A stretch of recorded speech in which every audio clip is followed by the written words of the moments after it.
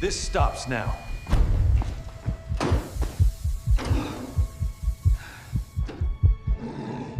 Have you ever heard a forest breathe? In the winter of 1987, deep in the Crooked Notch Mountains of Oregon, a lone park ranger named Mara Ellison was walking home through a snowstorm when she heard something. A heavy, ragged breath echoing through the trees. It wasn't wind. It wasn't an animal. It sounded like something dying. What she found in the snow would change her life. And possibly yours. A massive creature, collapsing. And beside it, a smaller one, eyes wide with pain, intelligence, and heartbreak. Most people have never heard of Project Northlight, a classified government experiment to create biological weapons using semi-sentient forest beings. But in Hollow Vale, where secrets sink deep with the snow, not everything stays buried. Mara wasn't just a witness. She may have been part of the reason it all happened. And she risked everything to make it right. In the next few minutes, you'll uncover what was really hidden beneath the North Hollow mine, why the creature they called Rowan may be more human than we are, and what still breathes beneath the trees today. This isn't a monster story. It's a story about mercy and the cost of forgiveness. But before we dive in, where in the world are you watching this from? Drop your city in the comments so we can say hi properly, like family. A low growl of wind dragged its breath along the timberline, brushing the backs of the trees like a warning. Somewhere above Crooked Notch, the mountains held their silence like a secret clenched behind gritted teeth. It was the kind of winter night that felt older than anything alive, and colder than any record book ever bothered to keep. Snow fell without pause.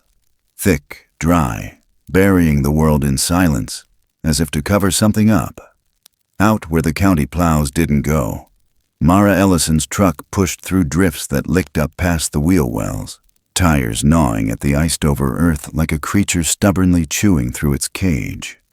She was tired. It was the kind of tired that went beyond the muscles, the kind that lived in the bones, the kind that waited for you when you got home and sat real still. But she didn't mind the late patrols. Not really. Not since Hollow Vale turned quieter than usual. Not since the disappearances. Not since the last package arrived under her name with no explanation. Just a clipboard, a number, and a signature she didn't know would matter. Now she rode the silence back toward her cabin like someone trying to outrun a memory that didn't have legs but sure as hell could follow. The snow thickened as she rounded the bend past the old birch marker where the power lines ended. That's when she heard it. At first, she thought it was just the truck groaning against the cold, but then it came again. A sound like lungs the size of houses, trying and failing to take in air. Not an animal, not wind. It came from the left, deep, strained, not a growl or a howl, a breath. One last breath. It stopped her cold. She cut the engine, grabbed the flashlight from the glove box, and stepped into the storm, her boots sinking with each step. The wind lashed her cheeks, sharp as broken glass. She pulled the collar of her parka higher, felt the ice already hardening in her eyelashes. The light bobbed as she moved through the trees, scanning past trunks bent low under the weight of snow. And then she saw them. Two shapes, one slumped, one kneeling. Her first instinct was bear, but bears don't kneel, and they don't hold each other like that. The smaller figure's arms were pressed to the chest of the other, not clawing, not biting, pressed, as if willing a heart to beat again, as if begging something unseen to stay. Mara's light caught the smaller one's face, eyes wide, wet, not afraid, not wild, just broken. There was intelligence there, not human, but not animal either, and grief, deep, choking grief. Her hand trembled. The larger one exhaled again, a final rasping drag of heat into the freezing dark, and then it stopped. No collapse, just stillness, final. She didn't think, didn't weigh it out. The storm could wait. The laws could wait. She pulled the emergency wool blanket from the back of her truck, stepped forward, and draped it over the smaller figure. It flinched, eyes darting to hers, but didn't run, didn't bare teeth. She unhooked the old wooden sled that hung from the tailgate, lashed the blanket tight with the paracord she always kept for fallen limbs, and, as gently as she could, began pulling the load through the snow. The big one, dead, was heavy, too heavy to manage alone. But she tried anyway. The smaller one never left its side, holding onto the dead hand like a child gripping a parent's coat. The wind howled louder. Snow whipped across her face, stinging like sand. Her gloves soaked through. But she kept going, because something in those eyes had reached out and touched a place in her that had been quiet for years. A place no one had spoken to since the fire took the old watchtower, since the names on the wall at the ranger station faded one by one. Something about the way the smaller figure looked at the body, not as loss, but as ritual, made her feel like this moment was older than both of them, and bigger, and it needed a witness. By the time she reached the cabin, her arms were shaking. Her breath came ragged. The sled had nearly overturned twice. She dragged both bodies, living and dead, into the utility room just off the mud porch, the only part of the cabin still cool enough to act like a shelter. She stoked the wood stove until it roared. Set a kettle on. Found the lantern, the old kerosene one her dad used to use when storms knocked the power. She didn't speak. She didn't need to. The smaller one curled in the hay-lined corner she'd kept from when she used to take in wounded deer. It didn't cry. It didn't move. It just watched the door, waiting for a sound that would never come again. Mara stood by the window, staring out into the dark as the wind swept across the porch, piling snow like a burial mound. The kettle hissed behind her. Somewhere inside her chest, something broke loose. A quiet, aching thing. And for the first time in years, she didn't push it away. She stood that way until the sun began to smear faint light across the horizon. Pale blue, fragile as frost. Not dawn exactly, just the promise of it. She turned from the window and looked back at the creature. The blanket had slipped off its shoulder. Its chest rose and fell, slow, steady. Still alive. That was something. That was more than she could say for most things left in Hollow Vale. She pulled her boots back on, stepped outside, and began to dig. The ground didn't want to give. Even under the trees, where the needles had piled up for years, the earth was stubborn and half frozen. But she kept at it, shovel strike after shovel strike. No stone, no cross. Just a resting place. When it was deep enough, she rolled the larger body in slowly. The limbs were already stiff. She hesitated just a moment before covering the face. Then the earth went back over, shovelful by shovelful, until nothing remained but a mound. Nothing marked, nothing named. She stood in the quiet. The kind of quiet you only get when something is watching. She turned. The smaller one had come to the edge of the porch, bare feet on the snow, not flinching. It stepped forward, knelt by the grave, and placed one hand over the earth. Then it touched its own chest. Not a salute, not a wave. A ritual, a language not spoken with words. A goodbye. She didn't speak, didn't want to break the moment, just nodded. And when it looked at her, something passed between them. Not trust, not yet, but something close. Recognition maybe. Grief, seeing itself reflected. Inside, she brewed weak coffee and stared at the phone, wondering if she should call someone. The sheriff? No, they'd never believe her. Wildlife services? No chance.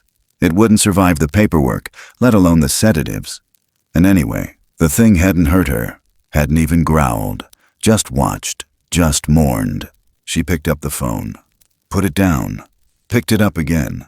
Instead, she called the only person she trusted to keep his mouth shut, Mason Rye. It had been years since she'd heard his voice, longer since she'd seen him.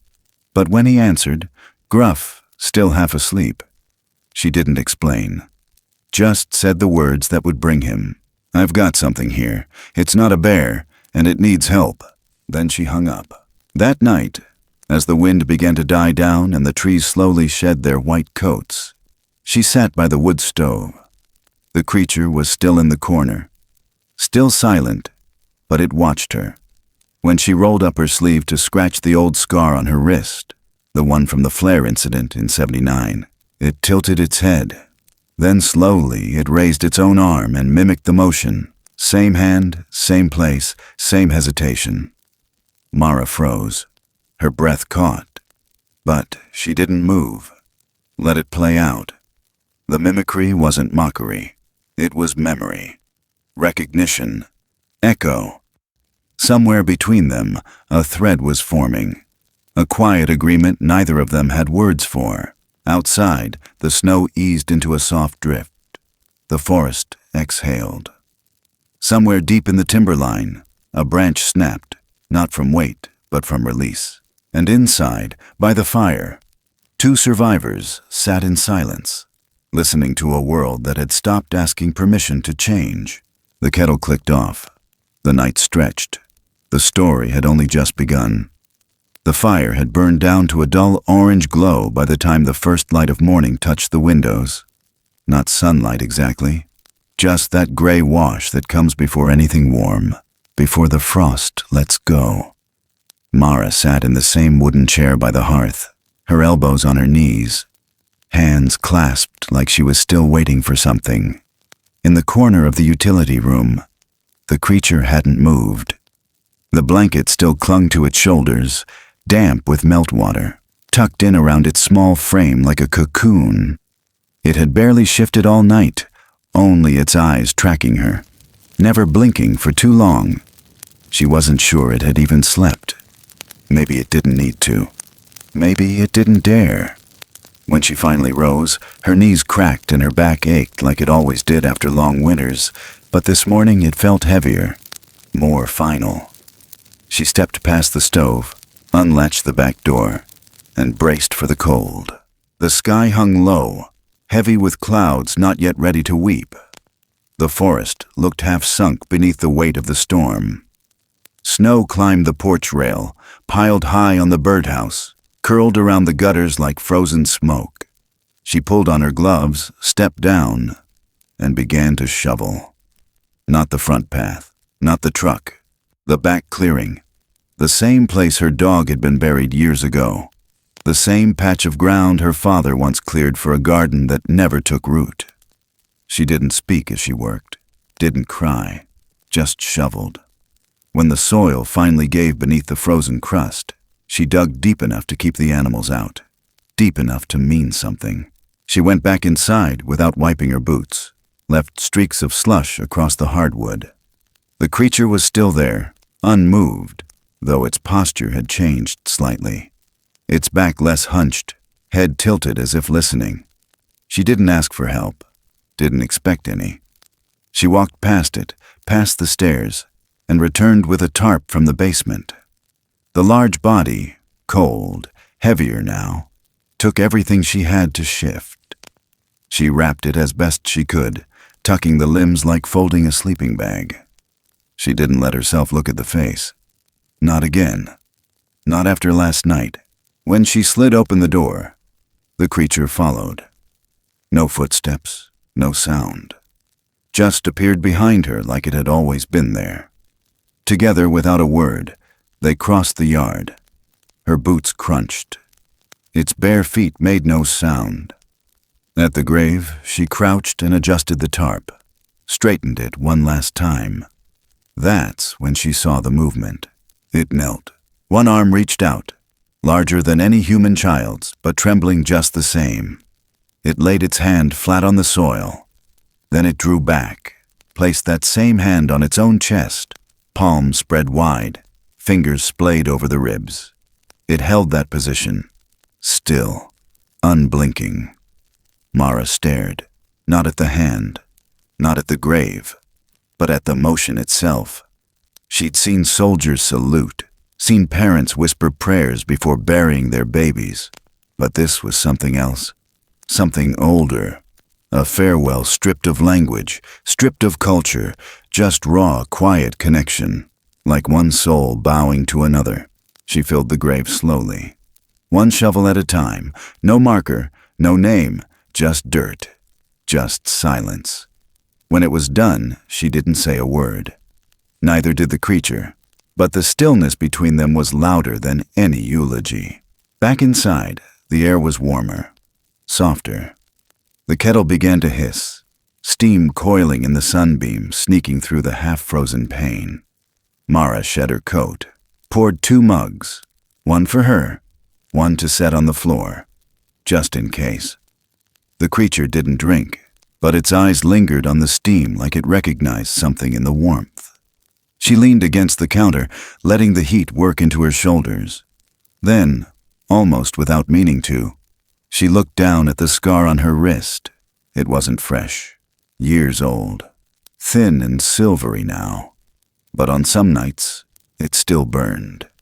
She rubbed it absently, her thumb tracing the edge of the skin like trying to remind herself of the fire that left it. Across the room, the creature shifted. She felt its eyes on her before she looked up. And when she did, it was already lifting its own arm, turning the palm inward, slowly, as if unsure. Its fur parted where its chest rose. Underneath, patches of skin were visible, scarred, rough, the color of old ash. But that's not what made her breath catch. It was the gesture, mirrored, deliberate. Its fingers brushed a mark she hadn't seen before, right where its heart would be. A dark stripe, slightly raised, like old rope burn. Not a natural wound. Not an accident. She took 1 step forward, then another. She knelt. The creature didn't move. Its breathing was slow, steady, though she noticed a small hitch, like it was holding something in.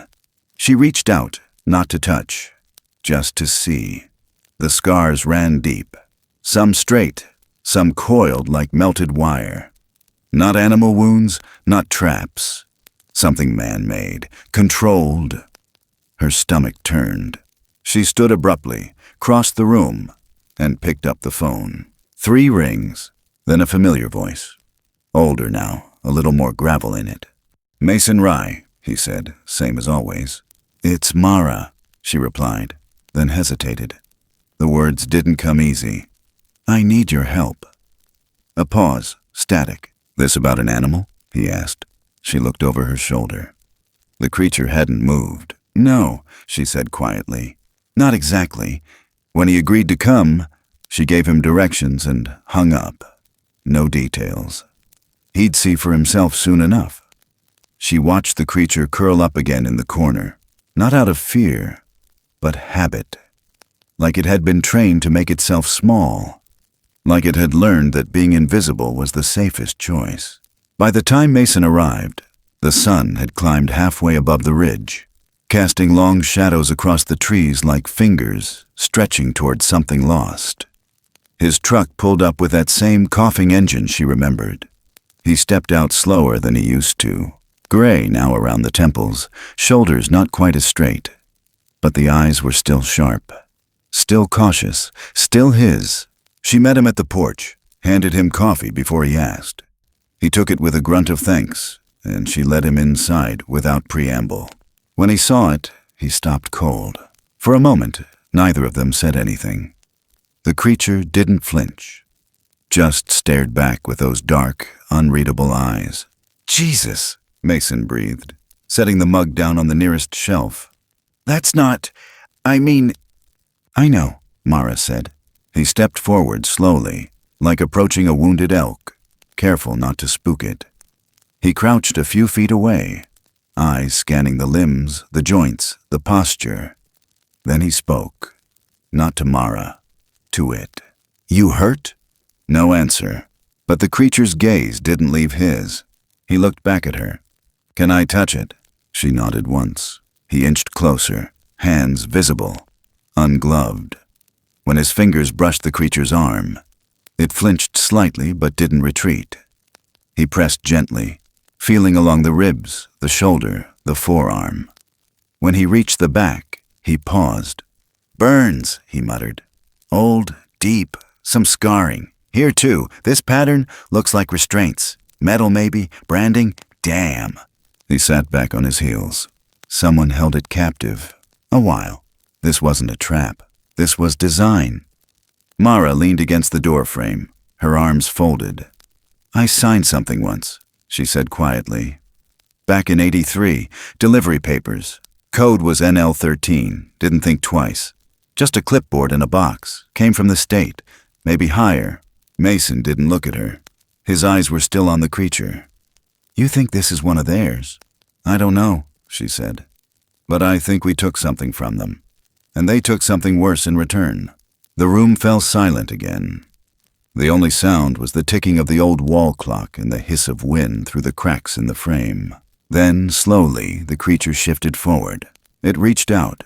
Not to Mara, not to Mason, but to the kettle. Fingers brushed the steam, not touching, just feeling. A small sound escaped its throat. Not a growl, not a whimper, just a breath. The same kind Mara had heard in the woods. The same breath that started all of this. And, for the first time, she realized, it hadn't been a death rattle. It had been a call, not for help, not for revenge, just for someone to witness the end. And maybe, just maybe, the beginning. The wind had calmed by morning, but the cold clung to everything like it didn't want to leave.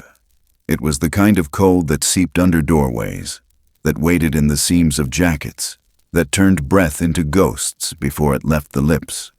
Hollow Vale had that look again, the look it always wore after a hard storm. Trees hunched low, fences bowed beneath the weight of snow, chimneys puffing small, tired clouds into the sky like old men exhaling. Mara drove into town just after 8. No sirens, no chatter. Just her breath and the steady hum of the old truck that knew these roads better than it knew itself. She hadn't slept. She hadn't wanted to. The creature, Rowan, she had started to call it, though she hadn't said it aloud, was still at the cabin. Mason had promised to come back later that afternoon with supplies, maybe a field scanner he used back when he still taught at the vet college, and she trusted him. But part of her still hated leaving, even for a few hours. Not because she feared what Rowan might do, but because she feared what the world might do to it if anyone else saw. The grocery store hadn't changed since '79. Still the same warped wooden floor, same half-stocked shelves, same rusted cowbell over the door that rang with a defeated kind of optimism. Greta Loom, hair in curlers and apron stained with flour, stood behind the counter like she had every morning since Mara was a rookie ranger in a borrowed uniform. She looked up from her crossword just long enough to clock Mara's boots, coat, and the worn look in her eyes. "Storm got you bad?" she asked, tapping ash from a cigarette into a chipped ceramic saucer. Mara nodded. "Tree down on the ridge. Had to dig out the path." Greta didn't press. She never did. Just watched Mara move down the aisles like someone following a map only they could read. Canned stew, matches, extra propane. But then something shifted. Greta bent down behind the counter and came back up with a folded newspaper, yellowed with time, edges curled like dried leaves. She laid it out flat. "Found this cleaning the back room," she said. "Figured you might want to look." Mara hesitated. Something in Greta's voice had a weight to it. She stepped closer. The paper was dated October 17th, 1983. Her eyes scanned the page. Headlines about fuel prices. A blurb about a missing camper near Devil's Hollow. And then it hit her. Dead center, just above the fold. A grainy photo of uniformed men standing next to a large steel container, the kind used for military freight. The caption was barely legible, but the words came through like a punch to the ribs. Project Northlight. Expands in Deschutes Basin. Below it, scribbled in red ink from some long-forgotten pen, a single code, NL13. Her hand stiffened around the paper. She leaned in. The bottom corner of the photo held something she didn't expect. A signature. Small, half cut off. But hers. Mara Ellison. She remembered now. The form on the clipboard. The cold delivery man who didn't speak. The box too heavy for two men to lift. She hadn't asked questions. Just signed. She thought it was government field equipment. Something for one of the new research projects. She never imagined. She folded the paper without a word, tucked it under her arm, and left cash on the counter. Greta said nothing. The bell rang as the door closed behind her. The drive back felt longer. The trees looked different somehow, more deliberate, like they'd been watching this whole time and only now decided to speak. When she turned onto the old fire road that led to her cabin, her hands gripped the wheel tighter. There was a pressure in her chest she couldn't name, a kind of breathlessness that had nothing to do with the altitude. Rowan was awake when she walked in, sitting near the stove, legs tucked under its body like a sleeping dog, but its eyes tracked her immediately. It didn't move, just watched as she unloaded the bags, set down the newspaper, and poured hot water over dry coffee grounds. She could feel it watching. Not curious, not afraid. Just aware. Like it knew something she didn't. Like it always had. The snow had softened by afternoon. The ice on the roof melted in slow, rhythmic drips that tapped against the porch like distant footsteps. Mara pulled out the old radio from the storage cabinet under the stairs. She hadn't used it in years, not since the ranger station was decommissioned. The casing was rusted, the dials stiff. But when she plugged in the crank battery and turned the knob, static buzzed to life. She scanned the frequencies slowly, her hand steady, her breath shallow. Nothing but white noise at first. Then a crackle, then a pause, then something else. A pulse, not Morse, not code, just a steady blip, like a heartbeat through a wall. She froze, listened, let it repeat. It wasn't regular, not machine-made. It was like someone trying to send something through broken teeth. She pulled the dial back a notch. The signal faded. Forward again. It returned. She didn't know what it meant, but it wasn't accidental. She opened the drawer below the radio, the one she hadn't touched since she moved in. Inside, beneath a pile of old trail maps and dog-eared ranger memos, she found it. The map. It was hand-drawn, pencil on creased paper, no grid lines, no labels, just a sketch of the forest as someone remembered it. Along the southern ridge, near the edge of the North Hollow Basin, a small X. Next to it, in faint handwriting, "If you still hear it breathing, follow the sound." Her skin prickled. The words didn't feel like a note. They felt like a dare. She folded the map and tucked it into her coat. Rowan hadn't moved. She crossed the room, crouched beside it, held out the map. It didn't reach for it, but its eyes locked on the paper, then flicked to her face. A moment passed. Then another, and then, so subtle she might have imagined it. It nodded. That night she didn't sleep. She sat by the fire while Rowan dozed, its body curled into itself like a child trying not to take up space. The radio played nothing but static, but she kept it on, just in case the pulse returned. She watched the light flicker across the scarred fur on its back, the way the shadows filled in the gaps between muscle and bone. She thought about the newspaper, about the box, about her signature. She thought about the way the wind had sounded that night on the mountain, and how the breath in the dark hadn't sounded angry, just tired. At some point near dawn, she stepped outside. The sky was a bruised kind of purple, soft around the edges, like something healing. The trees stood still. The snow crackled under her boots, and she could see her breath clear in the air, curling up and vanishing into the branches. She held the map in her hand, fingers curled tight around it. If you still hear it breathing, follow the sound. She didn't know who wrote it, but she was starting to understand why. Inside, Rowan stirred in its sleep. A low, quiet sound, almost human. A kind of whimper, maybe. Or maybe not. Maybe it was just remembering something it hadn't meant to. And across the forest, somewhere past the North Hollow mine, something else was still awake. Waiting, listening, breathing. And the sound wasn't done calling her. Not yet. The rain had started before sunset, soft at first. The kind that stitched the roof in quiet rhythm and whispered against the windows like it didn't want to wake anyone. But by nightfall, it had turned violent. Sheets of it crashed sideways through the trees, drumming the gutters, pooling at the edges of the gravel road until the forest floor itself looked like it was sinking. Mara drove with one hand on the wheel and the other clenched tight in her lap. The old map sat beside her, the edges curled from handling. The flashlight lay between the seats, the beam too weak now to cut through anything more than her doubt. The road ended before the trail even began. She parked near a fallen pine, killed the engine, and let the sound of the storm settle over her like a dare. The woods ahead were black, thick, wet, breathing. She stepped out and locked the truck, even though no one would come this far unless they had reason. Her boots sank into mud with each step, pulling against her ankles like something didn't want her going farther. She checked the compass once, adjusted her hood, and started moving toward the coordinates marked on the hand-drawn map. The forest swallowed her quickly. The light faded behind the trees, and the path, if there had ever been one, vanished beneath the mess of branches and washout. But she knew the way. The map had been clear. The X was real.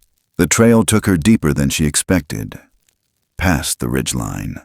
Past the line where even the deer stopped walking. Lightning flashed once, catching the glint of something ahead. A reflection. Metal.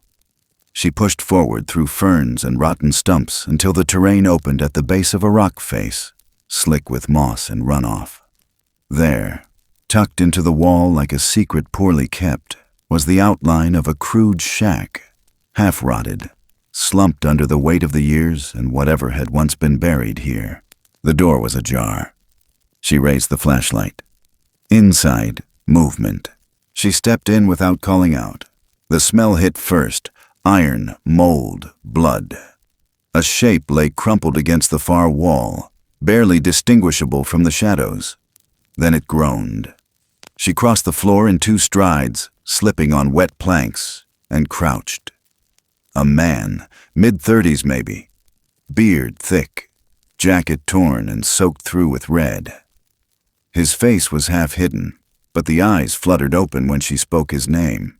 "Colt?" He didn't answer, not right away. Just winced, tried to sit up, and failed. His breath rasped, caught on something inside his chest. She reached under his arm, helped him lean against the wall. In the glow of the light, she saw the wound, his shoulder, torn open and crudely wrapped with a strip of canvas. "What the hell are you doing out here?" she asked, voice low. He laughed once, a sound more cough than humor. "Looking for ghosts," he said. "Found one." She dug into her pack, pulled out gauze, a water bottle, and painkillers Mason had given her for emergencies. She cleaned the blood best she could, worked in silence, her hands steady even as the questions fought their way to the front of her mind. When she finally sat back, Colt's head tilted toward her, eyes clearer now. "I didn't think anyone still remembered me," he said. "I didn't," she replied. "Until I found that map." He blinked, nodded like that made sense. "Should have burned it when I had the chance." Outside, the wind howled louder. Rain slammed against the shack like it wanted in. "You're bleeding through," she said. "We need to get you somewhere warm." "No," he said sharply. "Not yet. You don't get it. They're moving again, starting over. It didn't die in the fire." She stared at him. "What didn't?" "Northlight." He shifted, groaning, his voice lower now, more grounded in the thing that haunted him. It was never supposed to be military. At first it was research, neural stimulation. We thought we could expand cognition, speed up reflexes, maybe even unlock dormant centers in the brain. We used primates, deer, wolves, and then She didn't interrupt. "They brought something in," he said. "Something already close. Already smart. Smarter than us in some ways. But they didn't see it. They wanted to mold it, rewire it, build a blueprint. Rowan wasn't the first." Her breath caught. He nodded, reading her face. "There were more. Whole lines, families. They took them from the wild, from places people don't check, places the maps forget. We caged them, cut them, burned them. I ran the interface project. I watched the brainwaves in real time, watched them flatten." He coughed, turned his face to the wall. "I torched the lab when I realized what we were doing. Thought I killed it. But the core went underground, literally. They built a new base under the North Hollow mine, smaller, tighter, cleaner, less oversight, same damn blueprint." The flashlight flickered. Mara felt something sink in her gut, cold and final. "They still have them?" she asked. "Some," he said. "Not like Rowan. The others, they've been broken too long. But there's one. I think it's her mother." Her mouth went dry. "I came back to find her," he said. "To shut it down, for good, but I was followed. I don't know if they saw me escape. I think I lost them in the storm." Mara stood, crossed to the door. The forest outside was dark as pitch, the rain relentless. But behind it, deep beneath the wind, something else, a rhythm, a hum, like machines breathing. She turned back to Colt. "You can walk?" "Not far," he said, "but enough." She helped him up. His weight sagged into her, but she braced herself. Together, they stepped into the storm. The shack collapsed behind them in the wind. Nothing but a broken box of rotted wood. The path back was harder with him beside her, but she didn't slow. They moved like shadows through the trees, and by the time they reached the truck, her arms were shaking. She drove without headlights. Colt drifted in and out beside her, murmuring coordinates, names, codes. NL13, Subgroup D, Phase 2. Mara didn't understand most of it, but she caught enough. Enough to know that the government didn't know. This was private, tucked behind a wall of grants and fake shell core. No names, no faces, just silence. Back at the cabin, Rowan was waiting at the window. It didn't move when they pulled in. Didn't blink, just watched. Inside, the fire had died down. Mara sat Colt on the couch, pulled blankets over him, then turned to Rowan. Its eyes flicked between her and the man on the sofa. Something in its posture shifted. A kind of stillness that wasn't fear, but readiness. Colt stirred.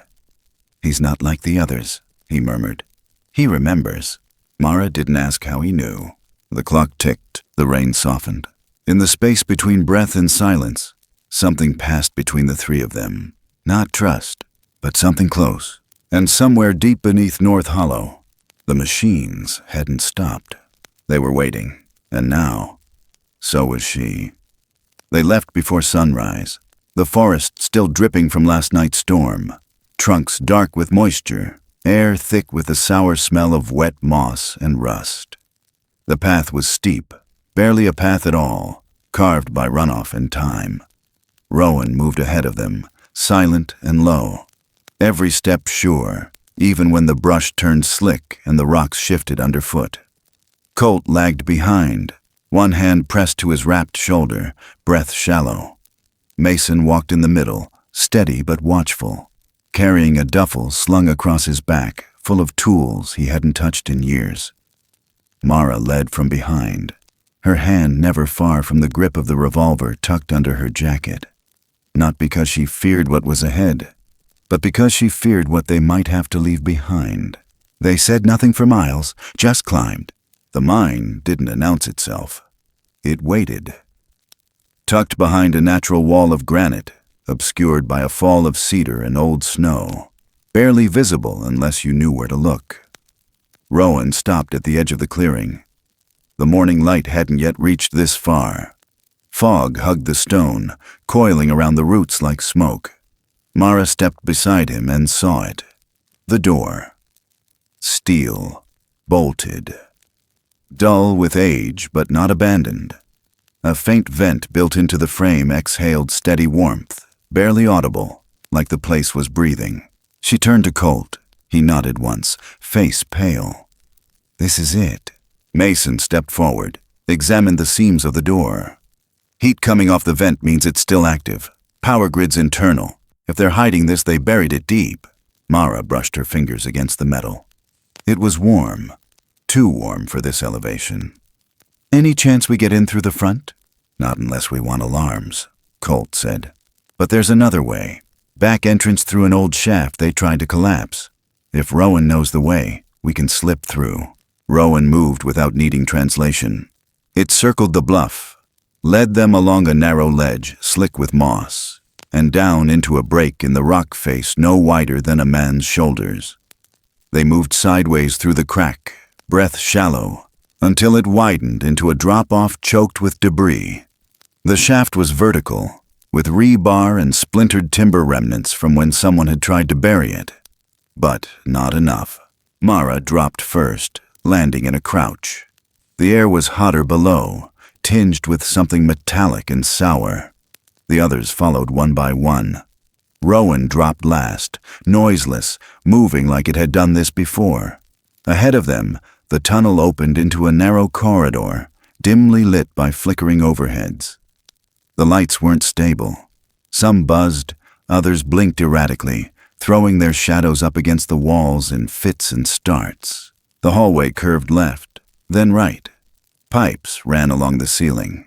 Some leaked steam, others rattled softly, like something moving inside them. Mason pulled out a small sensor from his bag and flipped it on. The screen lit up with static noise, then spiked. The readings weren't human, but they were intelligent. Moving. Alive. Colt pointed to a panel along the wall. "That'll lead us to the lower labs. If they're still keeping them down here, that's where they'll be." They moved faster now. Urgency pushing past fear. The air thickened. The silence changed. It wasn't absence. It was pressure. The kind that makes your ears ring and your teeth ache. When they rounded the next corner, they stopped short. A room, glass-walled, cold light. Inside, cages. Steel rings mounted into the floors. Chains, collars, and bodies. Not dead, not all. Some moved, barely, shaking, starving. Others didn't react at all. Eyes open but empty, pupils blown wide and cloudy. Their fur was mottled with scars and burns. Their limbs thinned from atrophy. There were at least 15, all roughly the same species as Rowan. All broken. In the center, a girl, 12, maybe 13. Pale, hollow-eyed. Her clothes were hospital-grade, white, worn thin. She knelt beside one of the larger creatures, spooning water from a metal dish into its mouth. Her wrists were cuffed to the wall behind her, a long chain giving just enough slack to move between the cages. When she looked up and saw them, her eyes widened, not in fear, but recognition. Colt exhaled sharply. "That's Tam. She was born in the program, raised in isolation. She's not a prisoner. She's part of it." Mara stepped forward. The girl didn't speak, just stared. Then slowly she raised her hand and pointed toward the far end of the lab. A sealed chamber, one figure inside. Mason moved first, crossing the lab, stepping around the others, their breathing shallow, eyes tracking him without resistance. The door creaked as he opened it. Inside, tall, larger than the others, heavily restrained. Metal clamps over the wrists, ankles, neck. The fur was streaked silver. The eyes, blind, clouded with film, but familiar. Rowan moved beside him, stopped. Its breath changed, then a sound. Low, rumbling, not a growl, a name, a call. The blind creature shifted, turned its head toward the sound, and Rowan stepped forward. Slowly, step by step, until its hand touched the glass. The other did the same. Through the barrier, they found each other. Mara turned. "We have to get her out." Colt nodded. "Control panel's near the door, but it's encrypted. I might be able to..." Before he could finish, footsteps echoed behind them. Mara turned, gun drawn. A man stepped through the doorway. Clean coat, surgical gloves, cold eyes. He looked like a surgeon who never smiled, or maybe a priest who forgot what mercy was. "Victor Surridge," Colt said, voice dry. The man smiled. "I was hoping you'd come back." Mara leveled the gun. "You're done." He shook his head. "No, you don't understand. These are not creatures. They're prototypes. The next stage." He stepped further into the room. The other creatures didn't move. Didn't even blink. "You think you're saving them," he said. "But they were never meant to live in your world. They're templates, systems, neural code. You're fighting the future." "Then I guess the future needs a bullet," Mara said. But before she could fire, Tam broke free. She yanked the chain, slipped the cuff from one hand, and ran. Surridge turned, too slow. Rowan moved first. It didn't attack. It knelt, placed a hand on its own chest, then touched Surridge's shoulder. Not violent, just absolute. Surridge dropped, not dead, just collapsed. Like something had reached in and pulled the weight out of his bones. The air shifted. Mason opened the cage. The blind one stepped out, and for the first time, Mara saw it clearly. Not a beast, not a monster, a mother. And Rowan, no longer trembling, stood beside her, taller now, breathing deep, eyes steady. The room didn't fill with panic. It filled with quiet, the kind that happens after a long, long scream. And somewhere in that silence, the future changed shape. The hallway burned red. Not with fire, but with the low thrum of the emergency lights that had clicked on one by one after the lockdown triggered. Everything pulsed. Walls, shadows, breath. Mara's heartbeat matched it, sharp in her throat as she helped Tam toward the service corridor, Rowan close behind. Every inch of its body bristled with tension. The others followed, some limping, some carried, none speaking. Behind them, the sound of something mechanical locking down deeper, heavier. Somewhere inside the mine, doors were sealing, gates dropping. The mountain wasn't trying to contain them. It was trying to bury them. Permanently. Colt hadn't moved from the control panel. He stood there with both hands on the console, eyes locked on the small screen that showed the full layout of the underground facility. Levels, pressure zones, heat signatures blinking in clusters, most of them clustered around the western tunnel, the only exit still accessible. The others had already collapsed or were sealed by fail-safe protocols. The mine was designed like a lung. It could inhale what it needed and crush what it didn't with a single breath. He glanced once over his shoulder. Mara met his eyes across the hallway, and in that look, she knew. No orders, no speeches, just understanding. "I can hold the door open," he said, voice steady despite the tremor in his hands. "But I have to stay here to do it." Mason stepped forward, face pale, mouth already forming a protest, but Colt shook his head before the words landed. "This system runs on thermal release. If I trigger the burn cycle, it'll melt the internal conduits and override the locks. Only problem is, I'll be on the wrong side when it happens." Tam froze. Rowan let out a low sound, not quite a growl, not quite a cry. Something that echoed through the walls and made the floor beneath them feel suddenly much thinner. "No," Mara said, stepping toward him. "There has to be another way. You've done enough. Let someone else." "You think I walk out of here and sleep again?" Colt cut her off, eyes glassy. "You saw what they did. You saw what I helped build. That doesn't wash off, Mara. Not in a creek, not in a bottle, not in a church pew. It just sits there, on your hands, behind your teeth, always humming."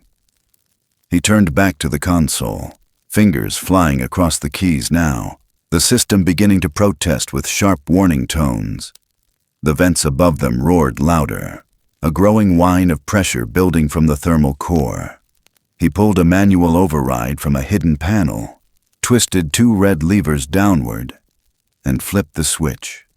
The chamber lights began to dim. A klaxon started to wind up somewhere deep below, a sound like a train horn swallowed by the earth. Mara moved to him anyway. She didn't stop at the panel. She stepped close enough to feel the heat rising off his skin. She reached up and placed her hand gently on his forehead. Just for a second. A gesture too familiar to explain. Not romantic, not farewell. Just human. Colt closed his eyes and leaned into it. For one breath, one beat. Then he stepped back and said quietly, "You still have a future." She didn't answer, couldn't. Her throat closed too tight. Rowan pressed a hand to the wall, as if sensing the heat rising in the pipes. Its mother stood behind it now, no longer restrained. Her cloudy eyes turned toward the sound of the venting metal, as if she knew what it meant. She stepped forward, reached toward Colt, and laid a large, scarred hand gently against his chest. Colt didn't flinch, didn't move, just placed his hand over hers. No fear. When the light snapped from red to white, Mara shouted, "Go!" They ran, down the corridor, past the sealed doors, through the half-collapsed service tunnel that Colt had unlocked just long enough to allow a path through. Tam led with surprising speed, small and determined, her feet barely touching the ground.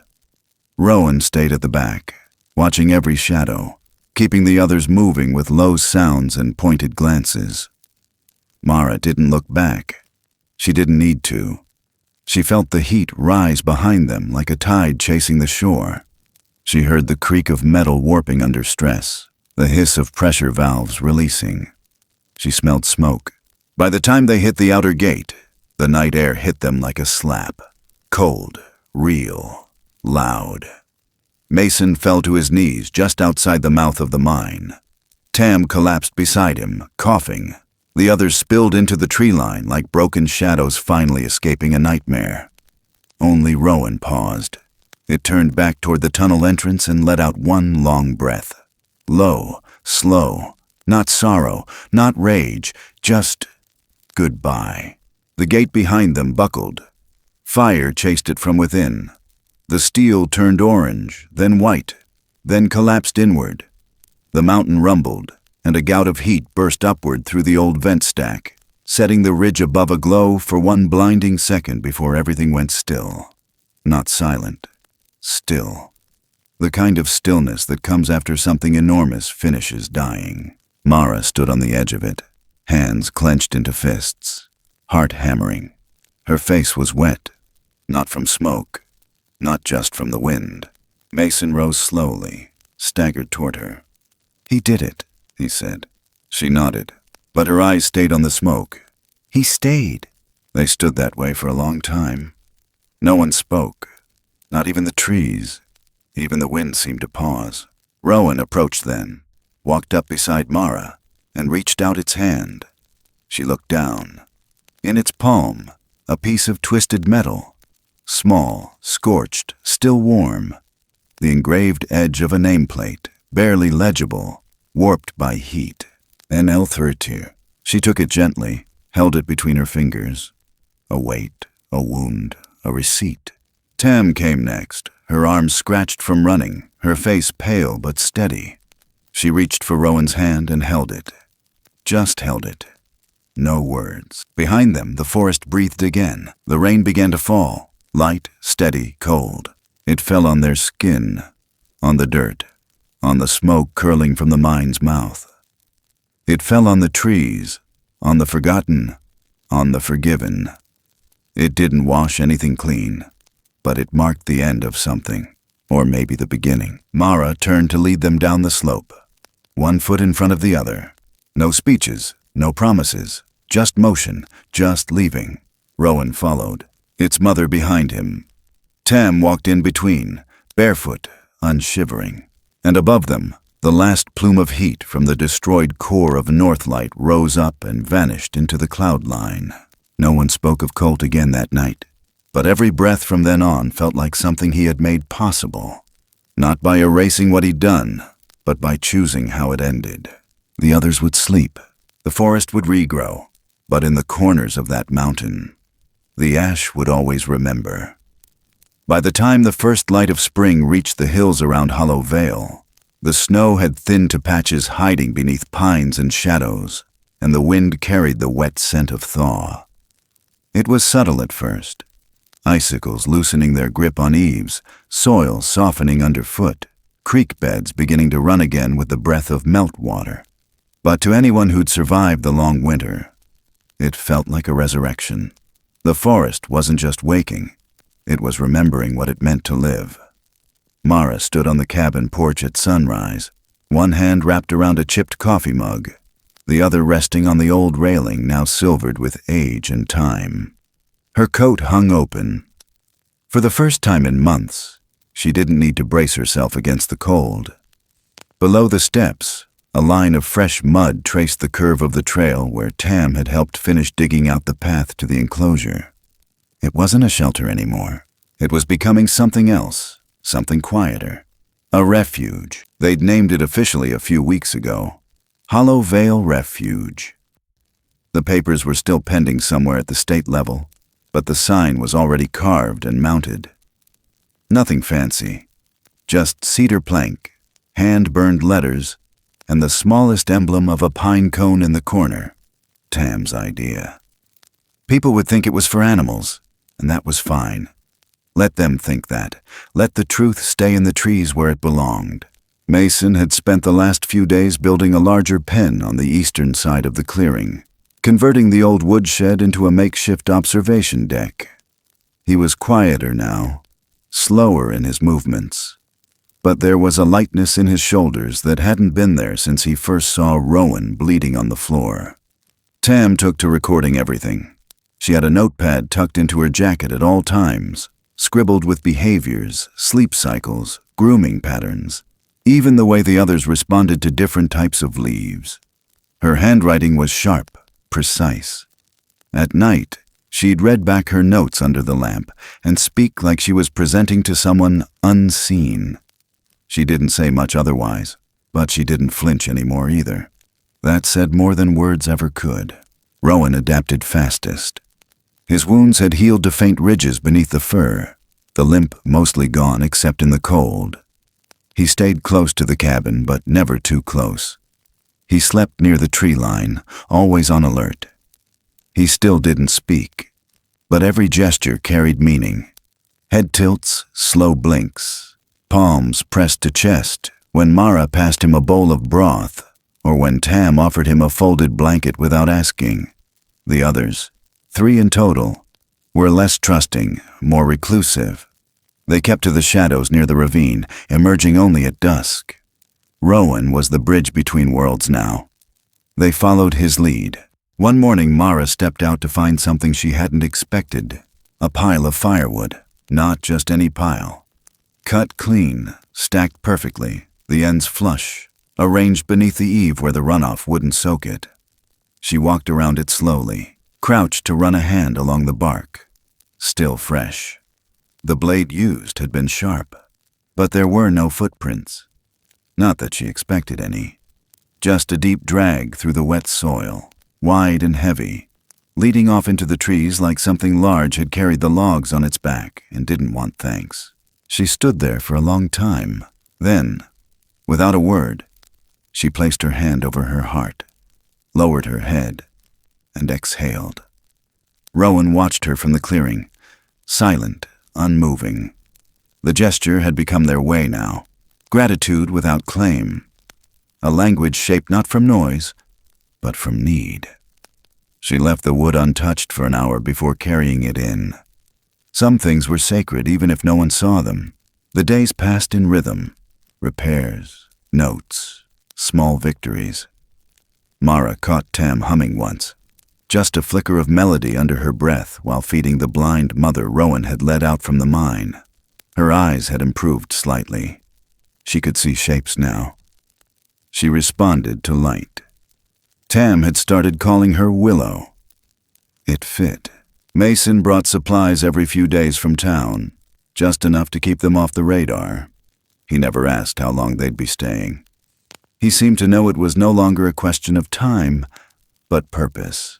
That spring, the refuge became more than a hiding place. It became a promise. One evening, just as the sky dipped into that soft, amber stretch before dusk, Mara sat on the porch alone. Rowan had gone off hours ago, following some scent only he could read.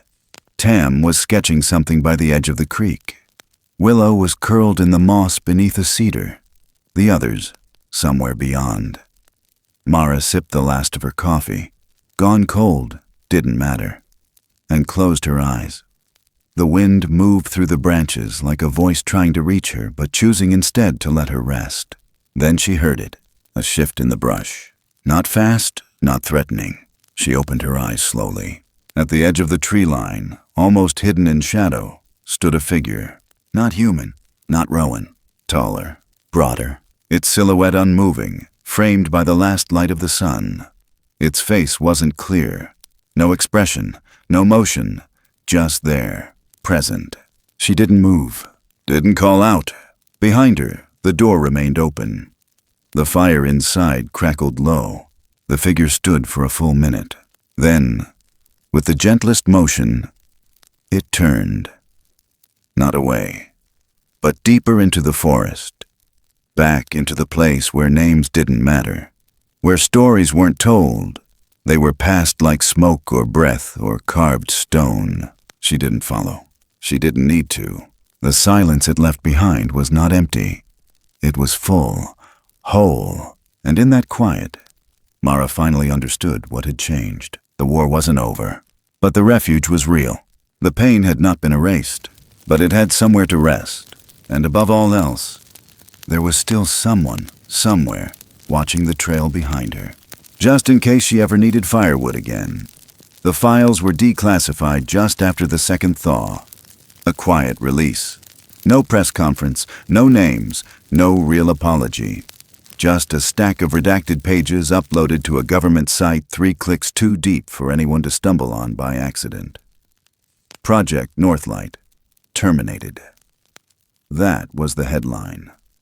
Below it, scanned reports, handwritten logs, anatomical sketches, supply manifests, biometric data tagged with words like non-human subject and behavioral compliance failure.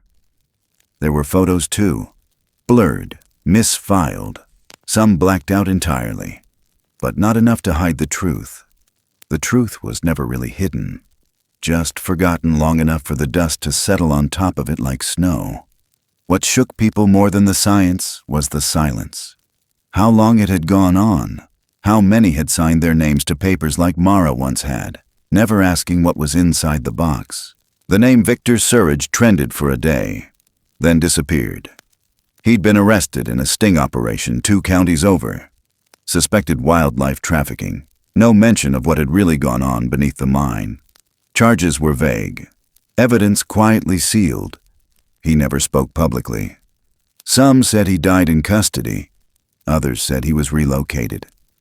It didn't matter. By the time the story cracked open, the ones who needed to know already did. When a reporter came knocking at the Hollow Vale refuge that summer, Mara didn't answer. They left a card in the mailbox, crisp, clean, heavy stock, and waited in their car for an hour. She never stepped off the porch. Eventually, they gave up. She burned the card that night in the stove, watched the gold lettering curl and vanish into ash. The truth didn't belong in headlines. It belonged in the quiet, in the dirt, in the space between breath and belief. The refuge had grown by then. Not bigger, just fuller. The old barn had been cleared out, its walls now lined with shelves of handmade salves, dried roots, labeled glass jars. Mason ran it like a field clinic. No appointments, no insurance, just help when it was needed. Tam oversaw the behavioral logs, her handwriting now neater, more confident, her voice stronger when she read back her notes at the end of each week. She'd added names to the others, Sprigg, Ember, Flint. Not pets, not prisoners, just beings. Rowan had grown too. He didn't stay by the cabin anymore. He roamed, disappeared for days, returned with pine needles in his hair, river water in his fur, something older in his eyes. He didn't look back when he left, and he didn't ask permission when he returned. That was the understanding now. The boundary was made of trust, not fences. The blind one, Willow, had found a place near the southern ridge. She didn't move fast, but she moved with purpose. She would sit for hours near the wild blackberry thickets, letting the wind run through her fur like it was brushing dust from memory. Tam sometimes joined her. They never spoke. But sometimes Tam would return with tears in her eyes and dirt on her palms. No one asked what passed between them. No one had to. Mara spent most mornings on the porch.